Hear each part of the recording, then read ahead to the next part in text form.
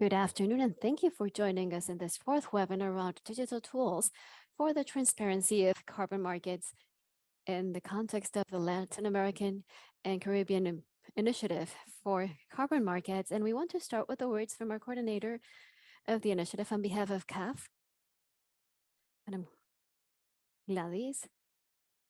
And a good afternoon. Thank you, Nelson. Good afternoon, everyone. Thank you very much for joining us today in this fourth webinar of this cycle of webinars, the FILA ILAC. I want to thank all the speakers that joined us today for being part of this initiative. I also wanted to mention that we have fulfilled the work program stated for 2022 within our three components of the initiative, including markets, knowledge, and supply offer. In the area of knowledge, we decided or committed to a cycle of webinars, 5 webinars. We have conducted 3 of them. The first webinar was very general, a very great general overview of the carbon market and the regulations thereof, what regards Article 6 and the Paris Accord. Then we had a second webinar devoted to projects, the way they are developed, the cycle of the business of obtaining a carbon credit. And we also had great speakers. We wanted to touch on the topic of market prices, mechanisms of marketing of this credit, that's carbon credits. Today we want to talk about how digital tools help us to be more transparent, to create more access, and to enable us to be part of it. With these 4 webinars, we want to provide a complete landscape of topics around the carbon market and related matters. We will have a 5th webinar to close this cycle with in the middle of January, and it will be focused on the agricultural and industrial sector, where all these concepts related to carbon market, especially the relation between all the way from the production to generating the credit. This is a sector where everything applies. So we have the ICA and the FILA. So we have 2 partners who have added on to these initiatives, and we will devote this webinar to a specific sector. We have noticed a great acceptance of this webinar. When we look at statistics, we had 1,300 people join the first one. In the second one, we had 700, the third one, 600, because they were more specialized in technical nature. But we have noticed that there are many views in YouTube because we have been able to record them and make them available through our YouTube channel and through the CAF websites. And we have had over 1,800 views in each one of these webinars, meaning this is an interesting topic. People are keen about the topic, and us as a Latin American development bank, we want to become this platform where these topics can continue to develop. For March next year, we have foreseen a forum on the carbon market.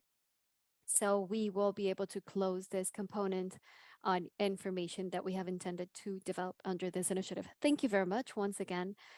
Thank you all. We believe we're all relevant players in this market, and through these initiatives that we are developing in CAF and the Development Bank of Latin America, we make ourselves available to all of you who are interested in developing topics around carbon markets to work in a joint fashion. So thank you, Nelson. I hand it back over to you. Thank you very much, Gladys. And we will continue to introduce each one of our panel members to the extent we give the floor to them. First, we have Mr. Juan David Duran Hernandez. He is the CEO of Eco Registry Colombia. Juan David has 15 plus years experience in the technological solutions sector, leading innovation processes in several companies. He is an electric and electronic engineer from the Pontificia Universidad Bolivariana University, also an engineer from the Aachen and Münster universities in Germany, and he has an MBA from the EAFIT University in Colombia. Juan David, thank you very much for joining us, and I hand it over to you. Hello, everyone. Nelson, thank you very much for this invitation. And thank you all. I want to thank all the participants as well. We will be speaking about how connectivity is relevant for the development and transparency of carbon markets, and especially how these voluntary markets uh, interact with the mandatory or the compliance carbon markets as per what has been agreed in the Conference of the Parties 27 this year.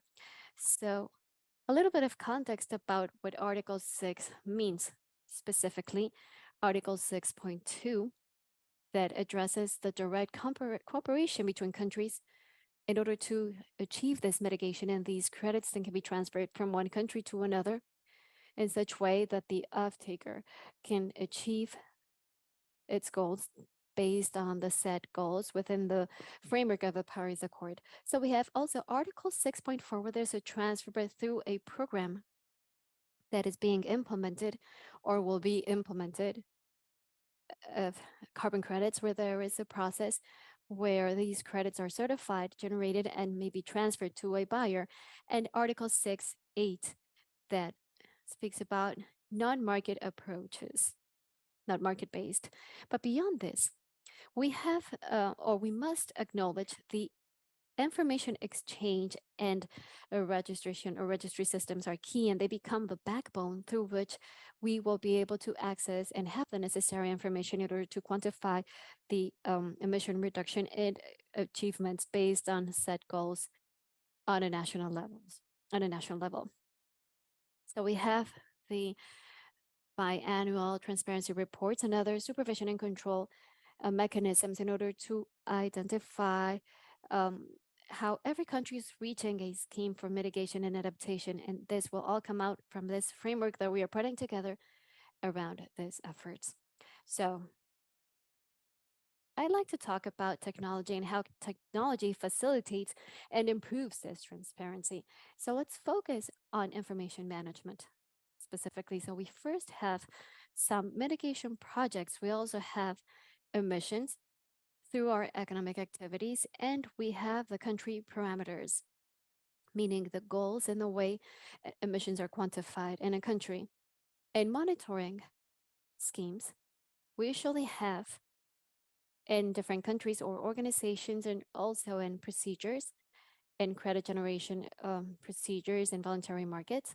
We have online forms, exchange of information for through email and Excel spreadsheets and so forth. And then we will also include them in a database in order to have this necessary data to produce reports. This means a manual collection of information, information that is not standardized and may lead us to potential mistakes. And uh, most importantly, we need to achieve this great goals that we have. Uh, so we need to escalate solutions and to become more rapid, more efficient, more robust, and better quality and better quantity. So what does technology offer? What does connectivity and information exchange offer in this regard?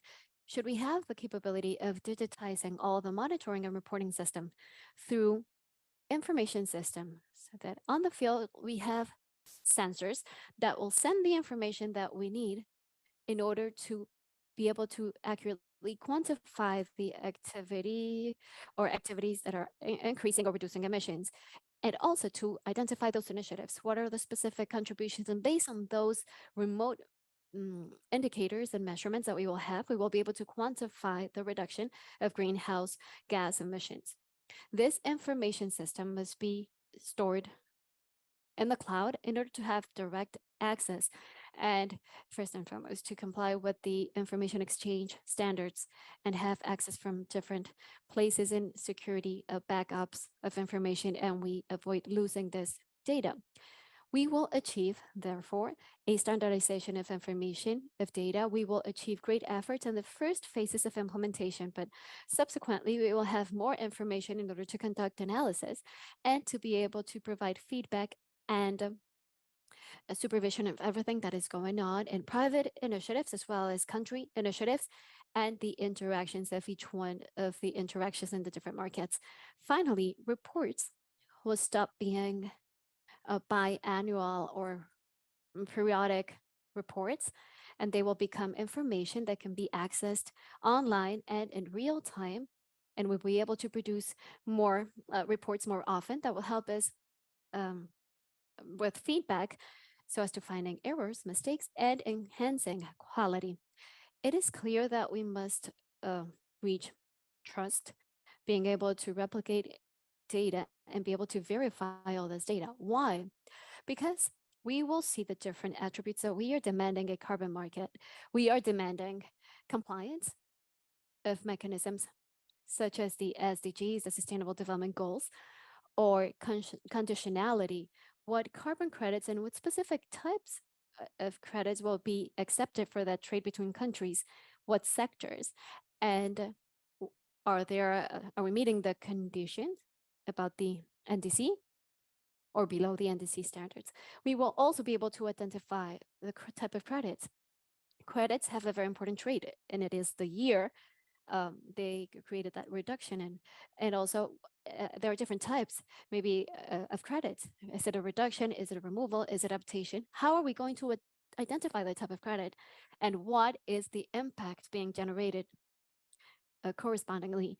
Why? In order to identify who is the final buyer and what is this off-taker going to use this credit for compliance of a country's goal or for other mechanisms of mitigation, as in the case of Corsia, or other different mechanisms.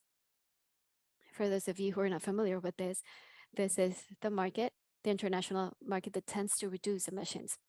We also have the sector, the type of activity, and much information that will be stored in each one of these credits. This is why it is important for us to recognize that the um, generation of this credit has to include all this data that supports the different types, perhaps in the validation stage, verification stage, or certification stage, that it should report where it belongs to, where the credit comes from, all the transfers and exchanges and sales, and at the end of the day, to recognize the final beneficiary that should be able to claim this benefit to avoid double accounting processes. So it is key. We use blockchain technology, but it can be an independent, it can be another technology. And something that we addressed and see in the Conference of the Parties 27, how can we foster financial transparency? Not only how can we recognize the way the credit was generated from end to end, but once this credit has been sold, how can we really recognize that those benefits are being delivered to the communities through an economic contribution? In order for us to be able to achieve this, and we have mentioned this broadly, and we have been working on something that was called the Climate Warehouse, and now it's called the Climate Action Data Trust, where we look how to share information. We really love this graph. We talked about how we generated information in order to create the reports and to have everything updated in real time, everything up to date, and then how to have a system through which we can exchange all this data through the different registries, avoiding not only double accounting, but also recognizing what projects are being done, where do we have this type of projects, and produce statistics about how we are achieving those goals and how to avoid, for instance, overlapping of projects and different registers and different standards. Now we have that connection that should include not only registries and buying and sell platforms, national, international, but other private registries or registries such as meta registries, such as the Climate Warehouse that has evolved to the cli- climate action. So this leads us one step beyond. We will have the structure in order to have supervision and control to make sure to assure the quality of this carbon um, market quality. We participate in these initiatives and information exchange in different registries. And later on, we will have Javier Manzanares speaking about how we have connected both platforms in order to achieve traceability of the credit and avoid missing the information of who is the beneficiary, who is the user, and where do the CO2 tons come from. So all this implies a technological deployment and information standards and compliance, specifically of the confidentiality, availability, and integrity of information. This is key. The user interface and having key processes of the participants in these platforms in order to avoid risks such as money laundering and terrorism. We also identify um, something that is key and crucial, the security of these platforms and being ready for potential hacking. And through process of ethical hacking, we can assure that our platforms are reliable and always keeping our connectivity up and working, not only with the registries and other meta registries, but also connectivity so that anyone can identify all the information and may conduct statistical analysis of everything that is going on and how we are achieving these goals. This is what I wanted to share with you, and I'll be happy to answer any future questions. Thank you very much. Thank you very much, Juan David. Um, Now it's clear how all this technological support we have or we can count on at present, not only regarding carbon credits, but in other sectors, allows for transparent transactions, but also for the generation of projects and what it entails. In this specific case, it's because there have been many concerns regarding projects that failed to comply or that offered this greenwashing. And perhaps these elements that you have shared will be very, very interesting in order to avoid these problems and provide the market with trust, fostering consolidation. Thank you very much. And we will be back to you for more questions and answers. Now we have Mr. Javier Manzanares. Javier Manzanares has 25 plus years in sustainable development and climate financing. He is an executive director with the Leading Climate Fund. He is an economist for the Alcalá State University with an INA PhD in business and management degree from Northwestern University, University of Science. And he is joining us today. Thank you very much, Javier.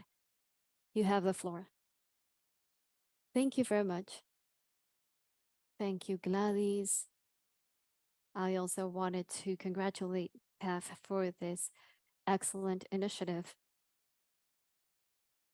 And we're pleased to continue to cooperate and help. I will be sharing my screen. Can you please confirm if you can see the screen? Yes, thank you. Perfect.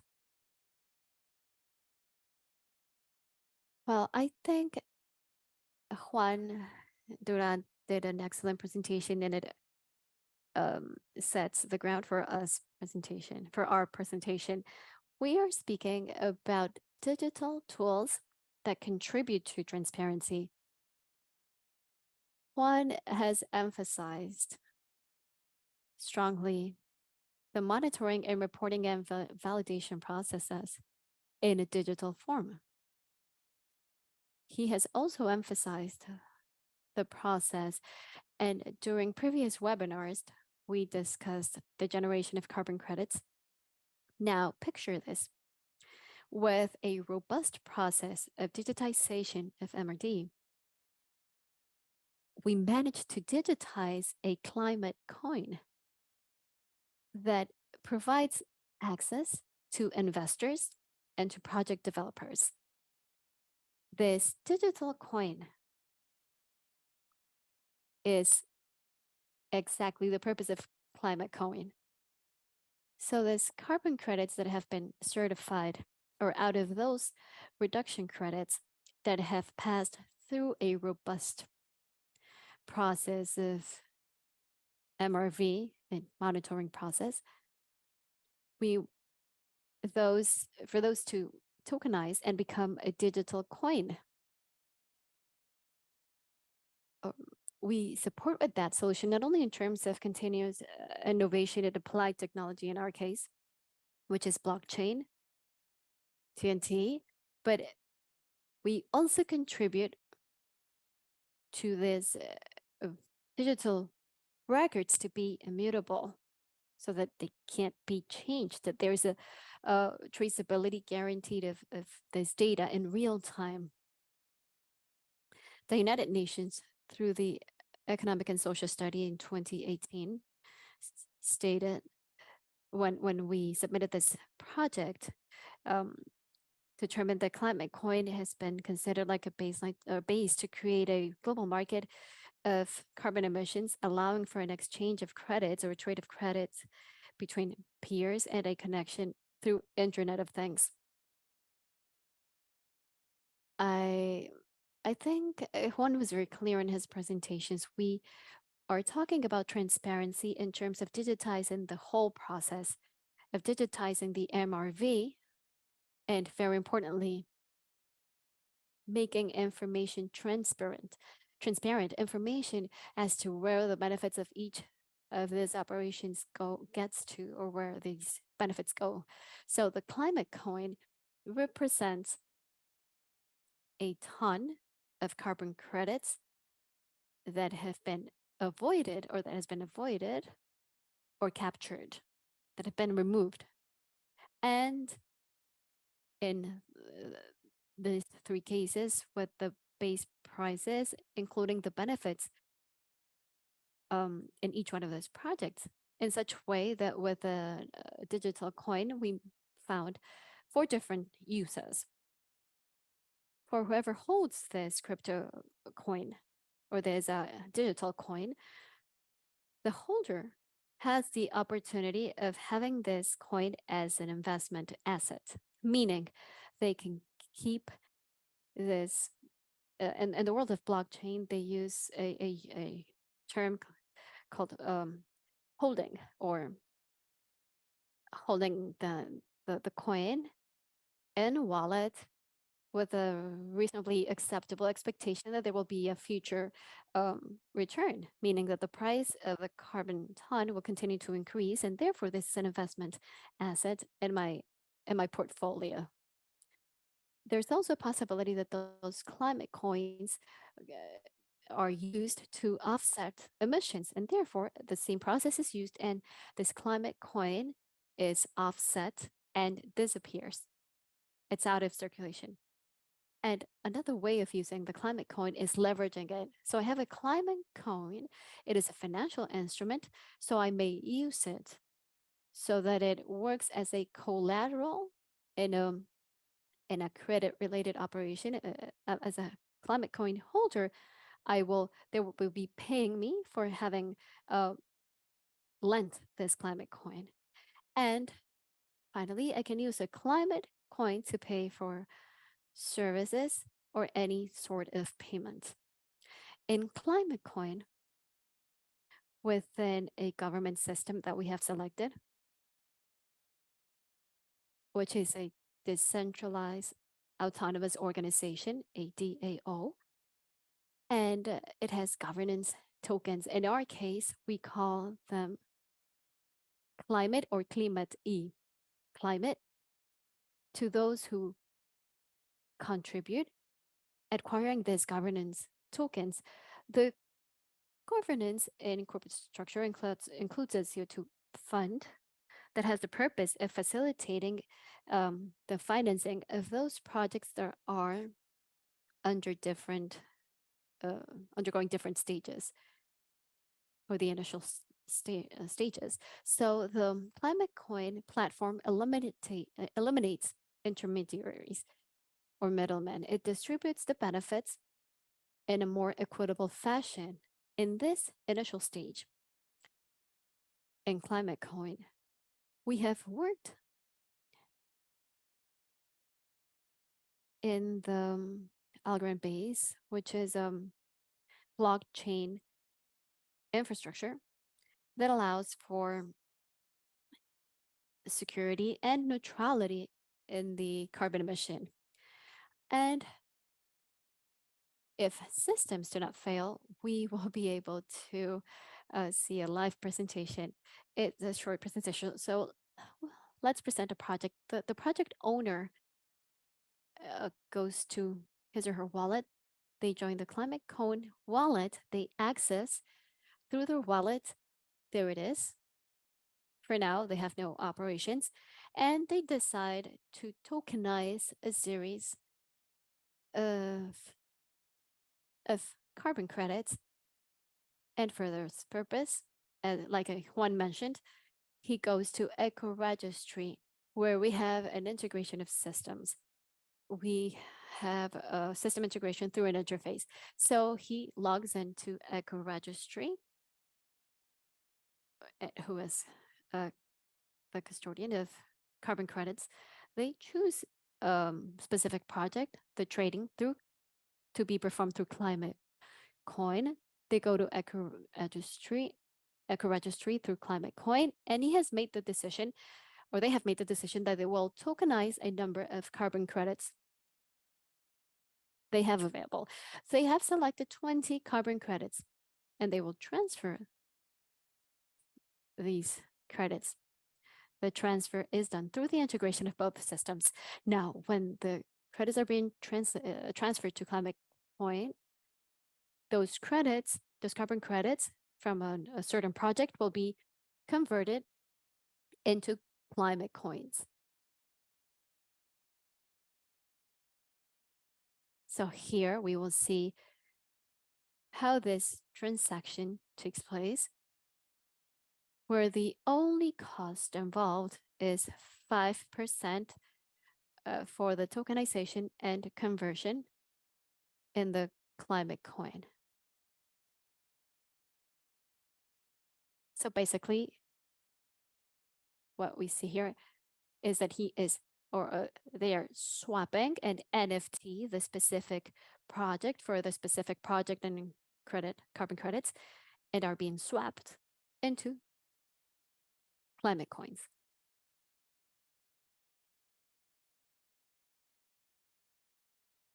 So the process has been successfully completed, and here in the portfolio, we can see the 20 carbon credits minus 5% commission.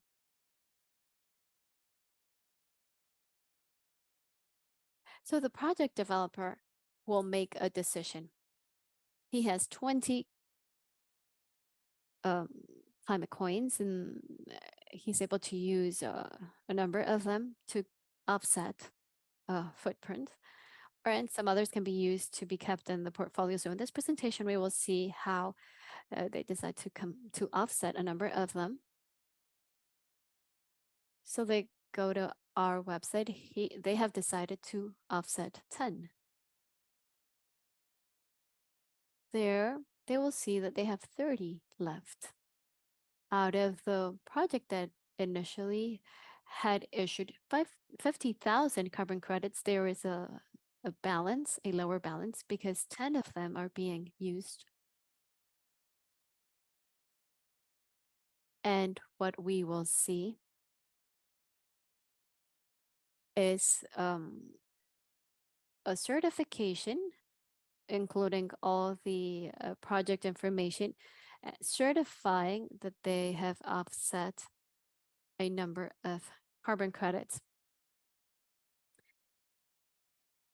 through the use of a climate coin. This is the certification, including the characteristic. Here we have the withdrawal certificate of carbon credit units. So we thought it was important for you to be able to visualize a live demo of how a climate coin is digitized and tokenized. This presentation was presented also in COP27 at the end of the COP27. It was greatly accepted by the different participants and organizations. And we also wanted to give you a vision or an outlook of where climate coin is heading on the one hand in regenerative agriculture. I'm very glad to know that ICA, I say, will be part of the next webinar because we have an agreement with ICA, ICA, whereby through the application of an ICA-based methodology, meaning an ISO ICA methodology or standard for the rice growing sector, we are putting our bets on rice growers in Panama in order to sell those carbon credits eventually. With Eco Registry, you have seen the presentation and the agreement that we have of accessing the registry, the volunteer um, registry in order to tokenize and convert into climate coins. And likewise, FLAGMA, the organization of the Caribbean of municipalities and cities. And we will explain the purpose of this smart cities, decarbonized smart cities. And there are three proofs of concept under pilot test to invite municipalities and cities that want to be part of this test.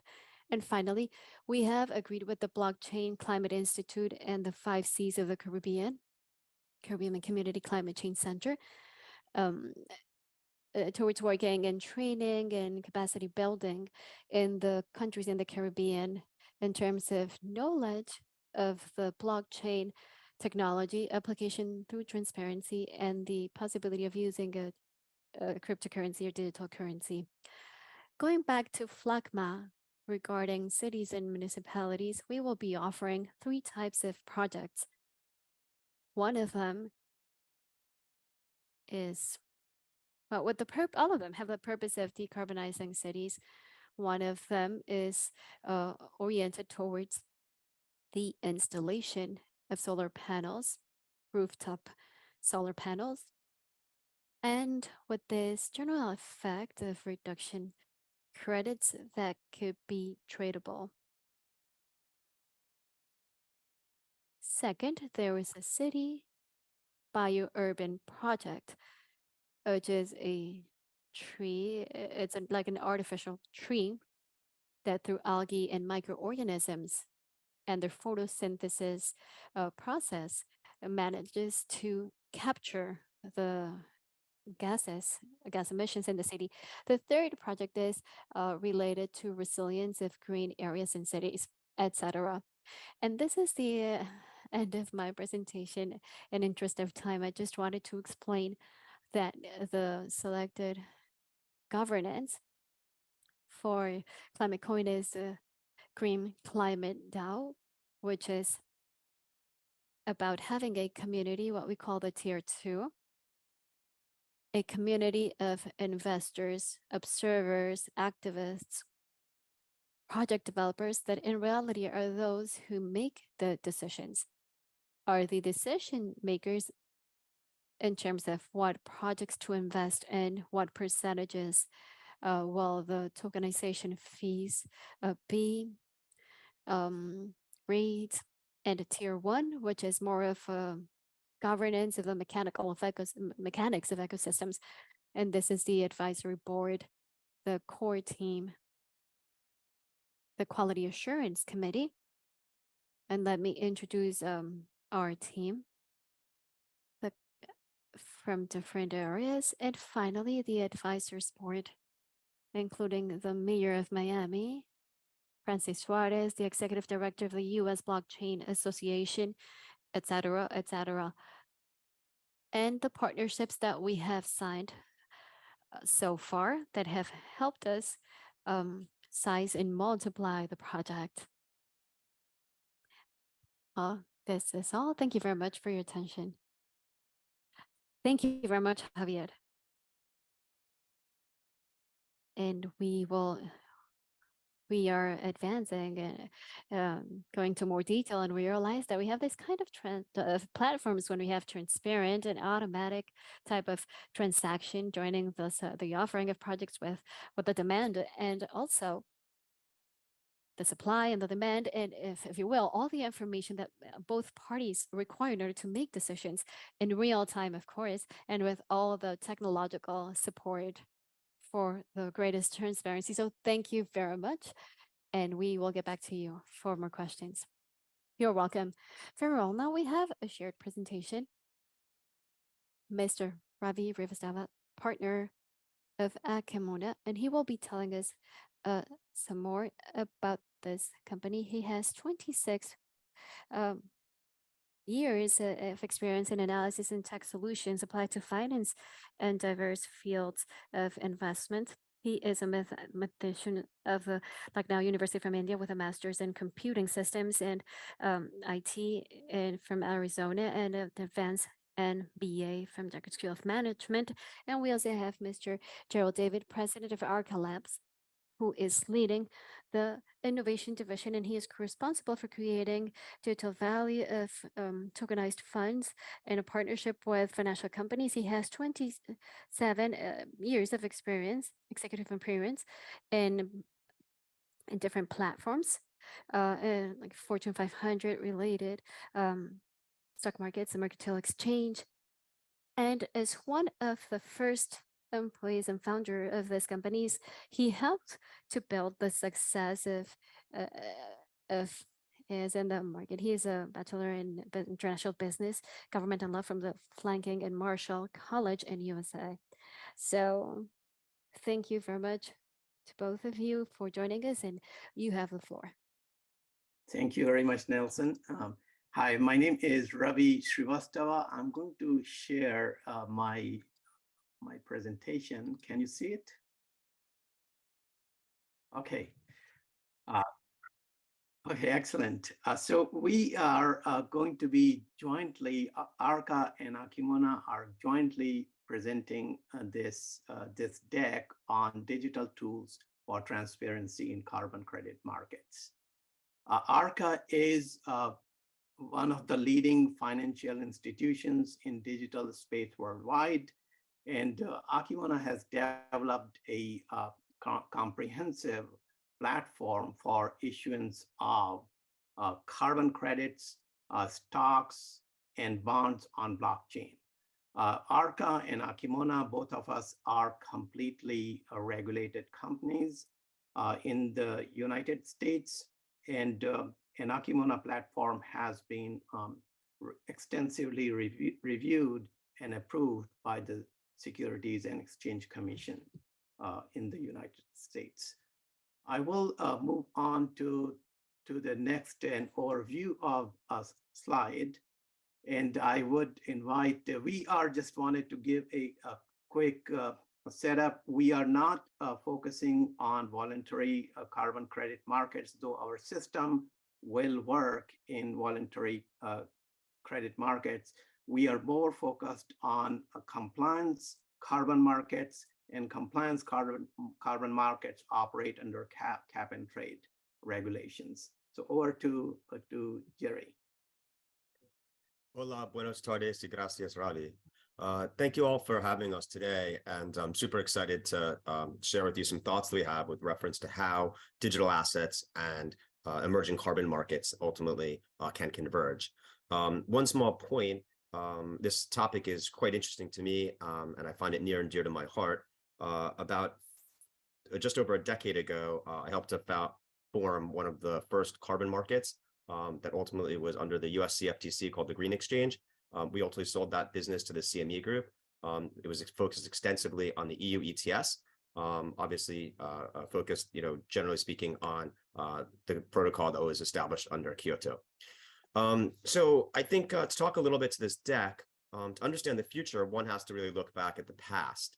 And on several occasions, the international community, as well as sovereign nations, had introduced and implemented voluntary as well as mandatory emissions reduction schemes, most of which were successful around the world. When you look back at history, I think a few of those different schemes, including the Clean Air Act, which was aimed at sulfur dioxide emissions, which was successful in reducing SO2 or SOx, RGGI, obviously, which was a regional scheme which targeted portions of America aimed at greenhouse gas emissions. The Kyoto Protocol, obviously, that laid out the foundation for the formation of the EU ETS to implement the issuance and the trading of both emission reduction units and allowances in the form of CERs and EUAs. And under the UN, obviously, under the UNFCCC, has taken a leading role in trying to create an international approach to emissions. And I think generally the most accepted program has also been called and referred to commonly by the name of cap and trade. The key tenets in cap and trade are to set an agreed upon target or a goal that's created through legislation and calculated through an independent third party, create individual limits for individual corporations that are polluters that ultimately, and the key tenet here is will decrease over time, require them to reduce their emissions, and then ultimately just to purchase credits on the open market or from others who have conformed. And obviously the proverbial stick here is the economic penalty, which is that you ultimately have to pay a price for this. And then also the final component here is to allow for the free market of trading of these credits. So I think that the one common theme here is that all of this requires, recording, record keeping, and transparency. And putting this on chain through a blockchain-enabled solution will allow for that mechanism. And we think this is a very, very sensible application. Rob, if we could go to the next slide, please. Thank you. One of the key tenets of the program is transparency, and that's super important. And one of the interesting places here where both carbon markets and blockchain converge is that key transparency element.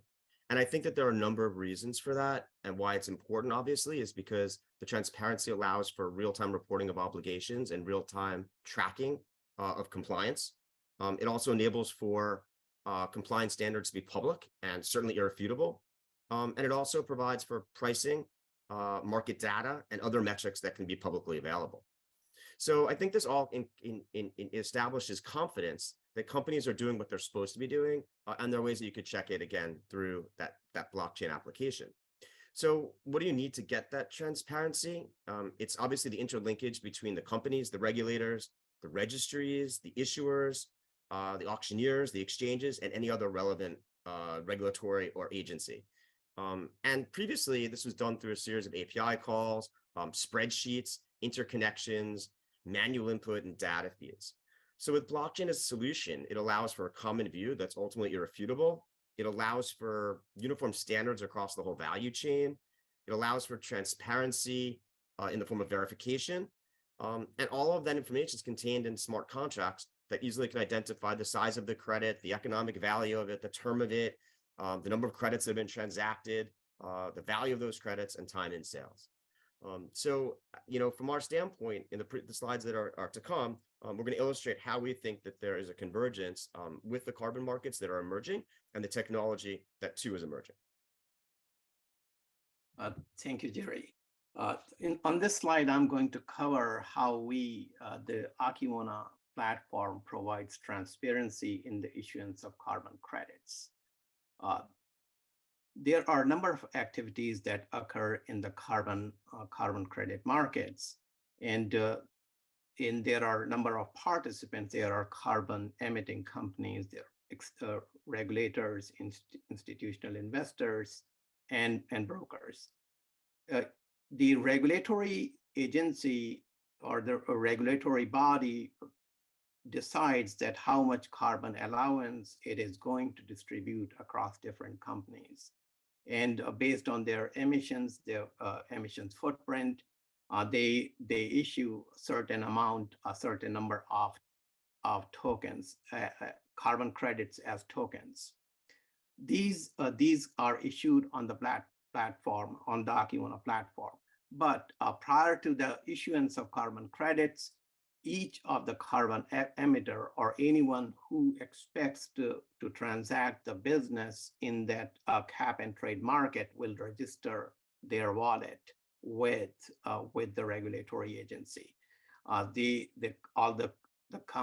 carbon emitting companies, institutional investors, exchange brokers, they will provide their identifying information and wallet address. And the wallet address and their identity information will be tightly connected on the blockchain, and the information will be maintained. There will be no identity going on the blockchain. The identity will be maintained with the regulatory agency. But the blockchain address, the wallet address, will be registered with the regulatory agency. So any transactions that company does will be transparent on the blockchain. So Akiona platform creates transparency by integrating all the activities which are occurring during the issuance of carbon credits. We move to the next slide. On the next slide, we are showing that how our system creates transparency in carbon credit markets using smart contracts. The smart contracts which Akiwana platform has implemented, they do two things. Number one, they implement that all the terms of the agreement. So if company A or company B or any of the market participants, they have made certain commitments to the regulatory agency, those commitments, those agreements are tracked in the smart contract. That's number one. Number two, what it does is that whenever there is a carbon credit transaction between two market participants, the smart contract automatically records those carbon credit transactions on the blockchain. And then once it has been recorded, that transaction is signed by digitally signed by all market participants. Once it is digitally signed, that information is sealed and it becomes immutable. Uh, and at the same time, it is publicly available. So this way, by creating those smart contracts, what we do is that we provide an accurate, permanent, and real-time public registry of carbon credits held by market participants. And we will show an example of how we can identify greenwashing using blockchain. So everything in this system, in this ecosystem, which we create for in the carbon credit market, all the transactions, carbon credit transactions are recorded and tracked. Now, any third party, because this is a public registry, the information has been digitally signed, it is irrefutable. So a third party can come in and we provide a systems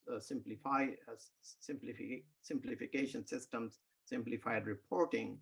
But any third party can directly go to blockchain, access the public registry, and create a report like this. This is an example report.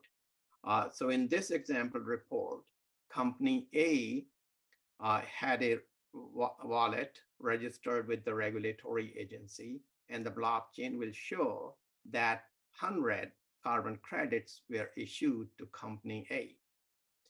During the compliance period, the next column shows that during the compliance period, credit balance, carbon credit balance of company A was 35.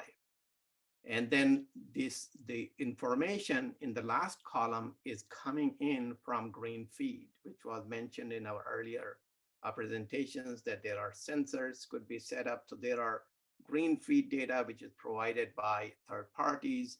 We could bring in that green feed data or company disclosures. And based on company disclosures and the green feed data, we identify that the emissions were 40. So now we have got a mechanism. We say that 100 carbon credits issued. So 100 was the allowance. Average was 35, and emissions were 40. And it shows that broadly, more or less, the company A was in good standing. Let's go to company B, same thing. Their carbon credit allowance was 200. Their emissions as validated by green data feed was 200, and the balance during the compliance period was 198. So it's the company B is again in compliance, in good standing. Let's look at company C. Company C was issued 100 carbon credits. Average carbon credit balance during the compliance period was 25, and emissions during the same period were 90.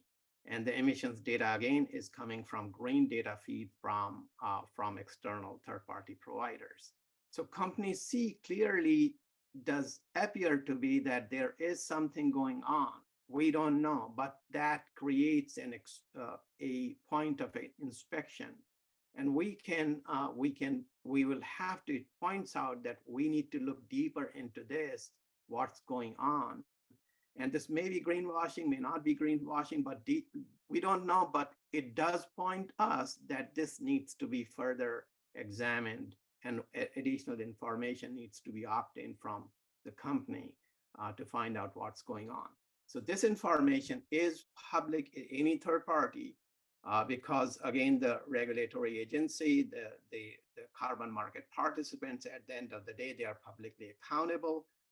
This information is available, and any third party can go in and audit. Carbon, now at the same time, we have shown this example at the company level. This information can also be generated at the aggregate level. At the aggregate level in the blockchain, we can put all the data, we can find out how much was the aggregate carbon allowance issued, carbon credits issued, and then compare that with aggregate emissions, and we can find out if cap and trade system is effective or not. So that's this. We will go down, we'll review another report that will show how do we validate this audit report. Is this audit report accurate?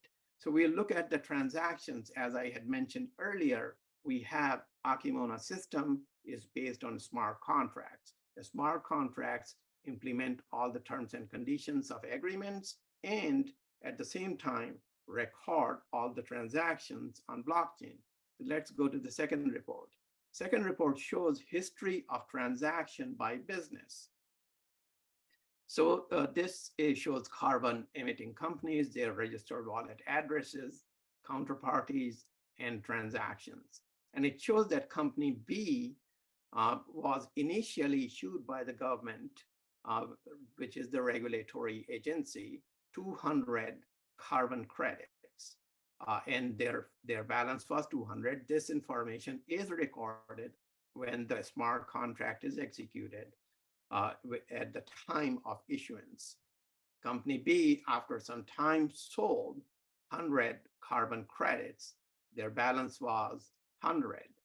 And after some time, they purchased 98 carbon credits, and their balance was 198. So we can connect the dots, and we can see that yes, the audit report can be verified because we have transactions recorded on the blockchain.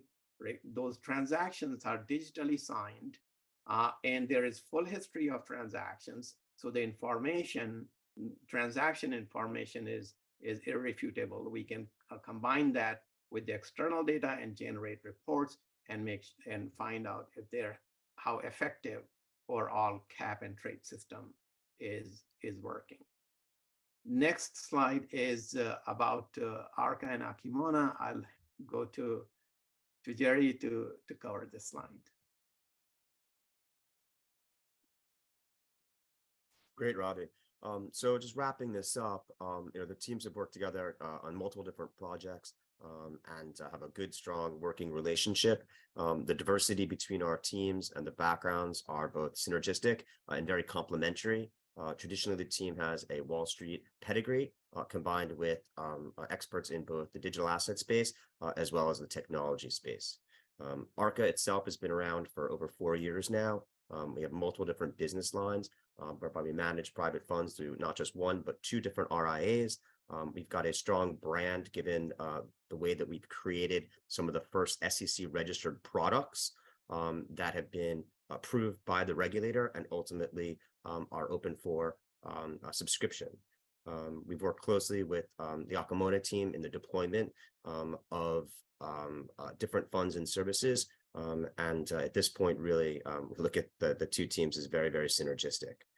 The final thing that I would say, and Ravi opened with this, and I think it's important that we close with this, it's that, kind of both of our different organizations are both very regulatorily forward. As Ravi said before, the SEC has conducted a review on the technology, and the SEC has also conducted a review on ARCA as well. I think that, in this day and age right now, putting regulation and regulatory matters on the forefront are super important. So finally, in closing, what we'd like to say is that we believe that through technology and how it meets and where it meets with regulation, and also schemes that are intended to track carbon credits in a traceable and transparent manner on blockchain, is the goal of what we've talked about today, and clearly is the solution that we believe the industry should be embracing moving forward. On behalf of Ravi and myself, I'd like to thank everyone at CAF for inviting us to present today, and we look forward to answering your questions.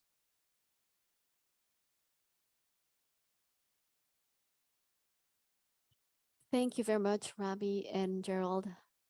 I think we have seen Thank now how technology is also related to payment gateways or platforms, the possibility of financing, and this generates greater transparency. And all the information is traceable with registries and historical data of each company that allows for all participants to find the historical data of this transaction in transparent manner and have alerts whenever an additional type of control or intervention is required or a verification of information. So I wanted to um, go ahead and proceed with our final panel. For those of you who are following us in our social media, I'm sorry I hadn't mentioned this before, but please feel free to write your comments and our team will let us know what your questions are. One of the first question is, are we going to share these presentations? Well, to the extent colleagues um, agree, we will be sharing our presentations. We will be posting our presentations on our website. So you may go to the website to find those presentations that we will be able to share. Now, there's a question for Akimoda and Arca Labs. The question is, what is your specific market niche in Latin America? Meaning, do you have transaction registries regarding Latin American credits? So, Jerry, should I go ahead? Yeah, Yeah. and How do you want to cover I'm this? hoping, can we repeat the question just one more time, please?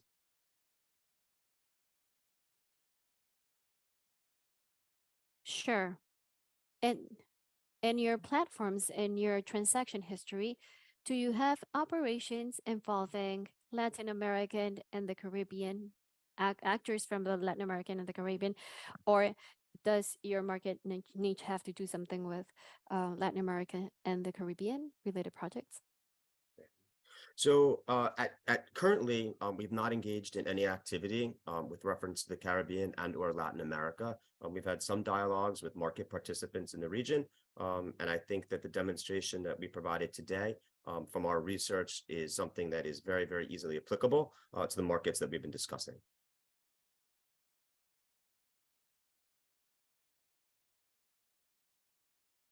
Thank you very much once again. Well, another for both of you. The question goes for you, both of you.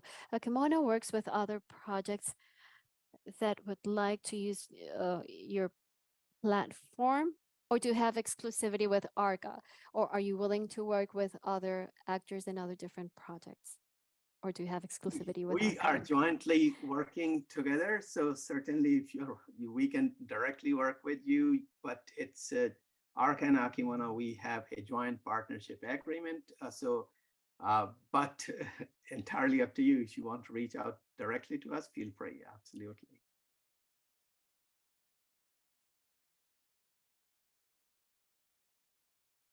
Sure.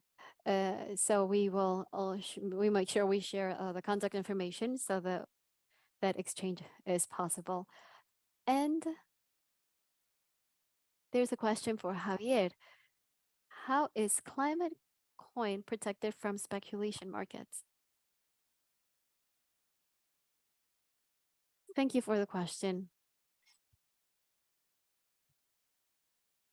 there is no such thing as a protection system beyond having our own treasury system and market. The contributions that we receive, normally a percentage is devoted to treasury movements. So that's what is called as market maker. So that way you make sure that the price is controlled. So this is the market tool that we use. Thank you, Javier. And also in this consultation or question from the CAF team, is it possible to trace these coins to the MRV systems they belong to? Is it possible?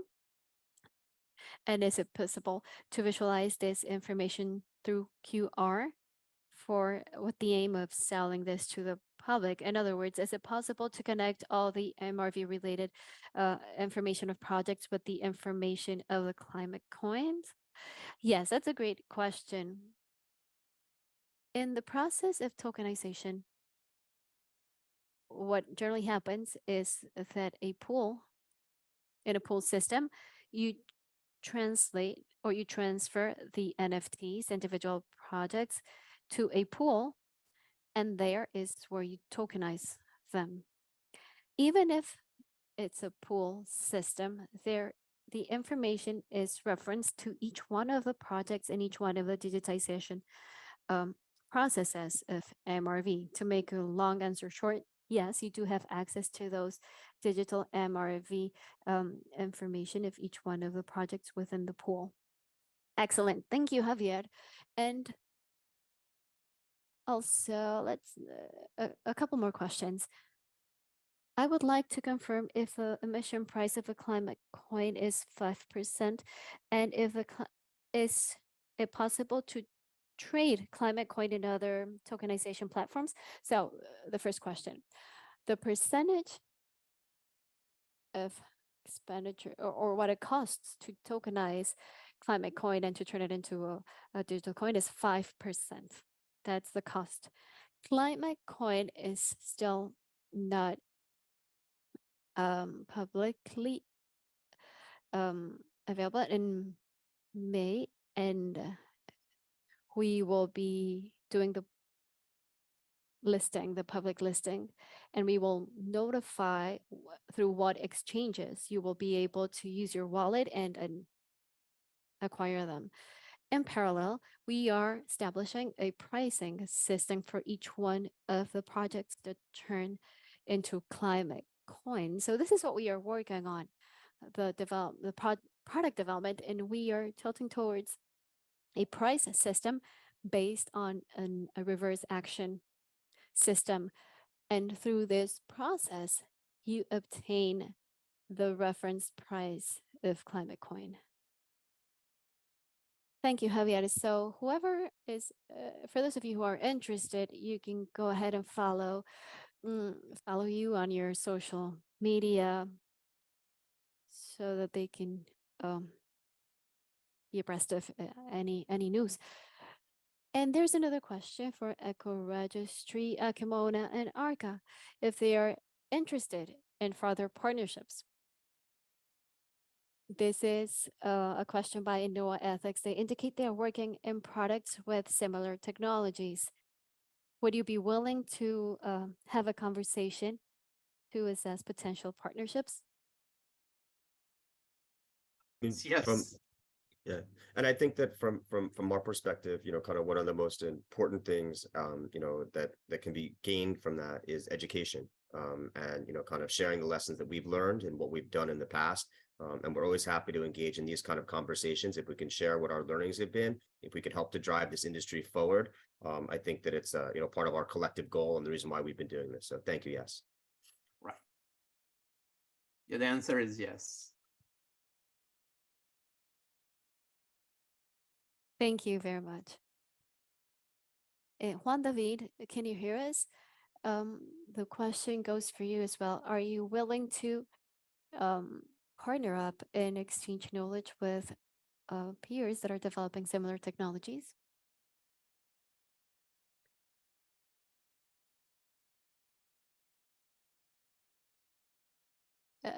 Juan, Juan David has been kind enough to join us because he was busy. But we will be sharing his contact information. He's having connection problems, but we will share his contact info so that you're able to uh, approach him. So if there aren't any more questions, we would like to thank our panel members once again, our experts that have joined us today, as well as all the people who have joined us in this webinar session, just like in previous webinars. Once again, um, I wanted to mention that these webinars are recorded. You may look for those webinars in our CAF website where you registered for the webinar, and you will find uh, a very thorough dynamic from the introduction to very specialized topics. We have seen the importance of technology and practical examples shared by people who are doing this in their day to day, who are quite knowledgeable and are moving forward successfully, meeting success in this very interesting market. So thank you very much once again. And as always, we will be available for you from CAF. Have a great afternoon.